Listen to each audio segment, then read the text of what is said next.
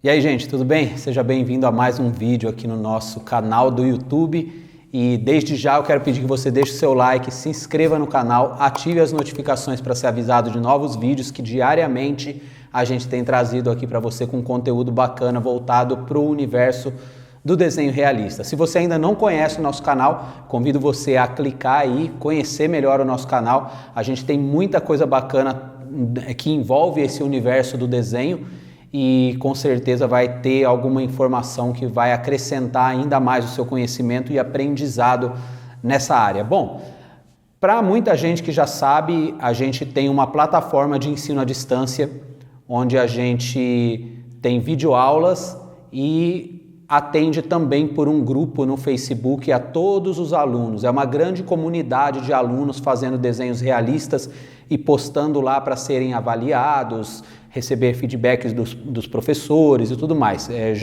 A gente já chega aí, acredito que na faixa de quase 3.000 alunos, acho que até um pouco mais, e tem sido bem legal.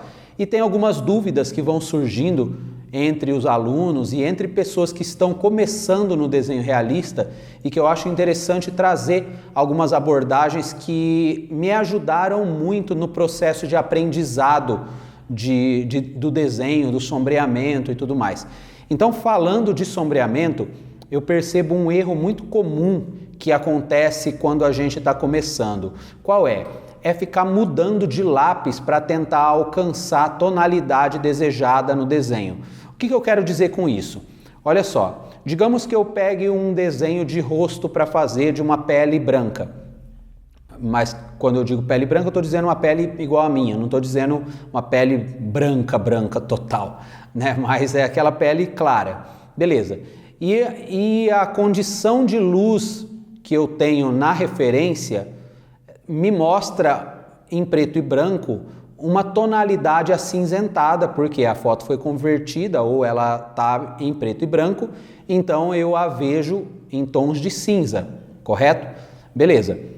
E na hora que eu vou desenhar, digamos que eu escolha o lápis B, né? Um lápis B que ele não é nem tão duro, né? Nem tão claro como um lápis 2H, mas ele é um lápis mais macio, mas ele também não é um lápis muito escuro, muito grosso, né? Ele é um lápis que dá uma tonalidade que dá para brincar bastante, tanto entre os tons mais claros como os tons mais escuros, usando somente o recurso do peso da mão. Então, eu consigo fazer um traço bem leve com o lápis B e um traço mais escuro também com o mesmo lápis B, desde que ele esteja bem apontado e eu trabalhe na posição mais em pé. Ok, e aí eu pego e começo a sombrear essa parte do rosto no desenho. O que acontece? A galera passa o lápis B e depois passa o papel higiênico ou o esfuminho ou o dedo, ou seja lá o que for, para esfumar, e depois já pega um outro lápis para tentar chegar numa tonalidade mais escura no desenho. Só que não é legal você fazer isso. O que é interessante é você explorar mais as tonalidades que um mesmo lápis pode acrescentar ao seu desenho. Então, falando de forma prática, eu particularmente, quando eu estou desenhando, eu passo o lápis B, aí eu passo o papel higiênico para esfumar, e aí eu venho de novo com o lápis B, e aí venho de novo com o papel higiênico para esfumar. Às vezes eu lanço uma outra camada ainda com o lápis B, só que explorando ele de uma forma um pouco mais pesada, para que ele fique um pouco mais escuro. E depois eu venho de novo com papel higiênico e por fim eu passo um pincel para ajudar a penetrar mais o grafite no papel e tal. Esse é o processo que eu uso, para então depois, se houver necessidade, eu usar um lápis mais escuro, um lápis 2B, uma lapiseira 05 com grafite 4B, aí eu vou explorando esses recursos.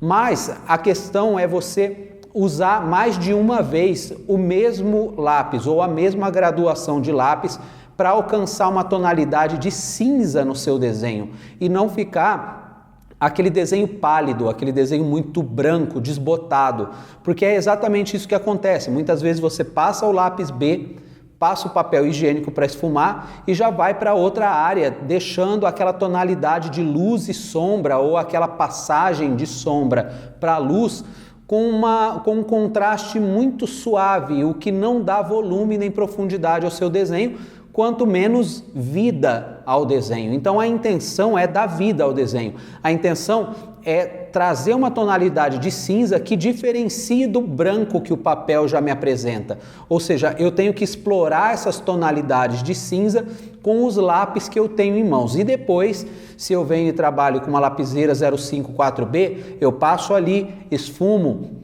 Às vezes eu passo de novo para esfumar. Em outras palavras, como que é esse tipo de trabalho?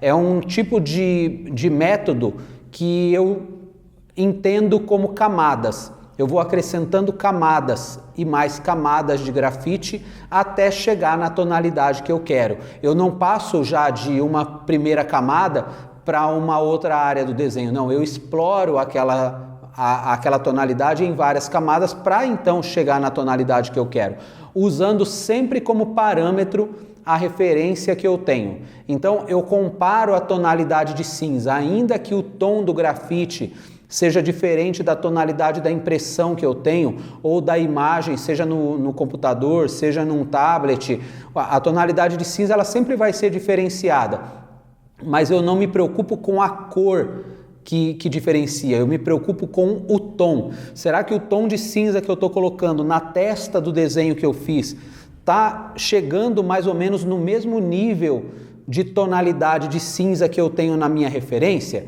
Não, a minha está mais clara. Ah, então eu tenho que escurecer um pouco mais. Ah, não, a minha está muito escura, então eu vou ter que clarear. A gente sempre tem que ter esse cuidado de não fazer escuro demais.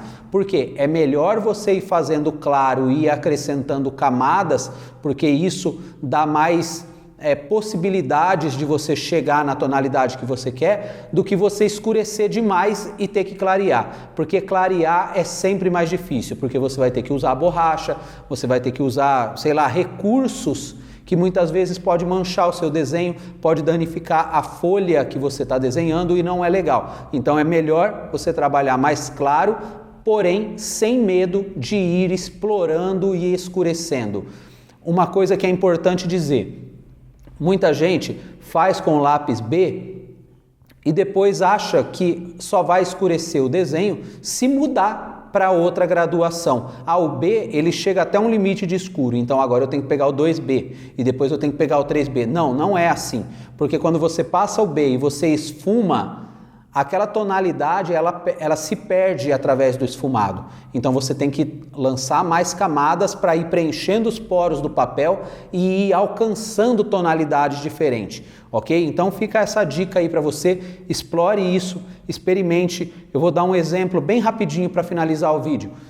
O papel Fabriano 4L, que é um papel que eu uso muito, quando eu usei pela primeira vez, eu passei o lápis e esfumei. Quando eu esfumei, ele não espalhou legal, o grafite ficou ainda marcado. Já logo de cara eu pensei, esse papel não vai dar certo, ele não espalha muito bem, fica a marca do lápis, não é legal. Aí mesmo assim eu comecei a colocar mais camadas do mesmo lápis e passava o papel. Na terceira vez que eu passei o lápis e passei o papel, começou a preencher tudo, começou a ganhar uma textura mais homogênea, uma tonalidade mais agradável no desenho. E aí eu comecei a perceber que era só questão de exploração mesmo. Você explora o papel é o seu campo de trabalho, é a sua área que você precisa conhecer. E para conhecer, você precisa explorar, você precisa experimentar, você precisa fazer uso e experiências do que dá certo e do que não dá certo, para que você consiga entender os resultados que ele produz, ok? Então fica essa dica aí para você. Se você gostou desse vídeo, deixa o seu like.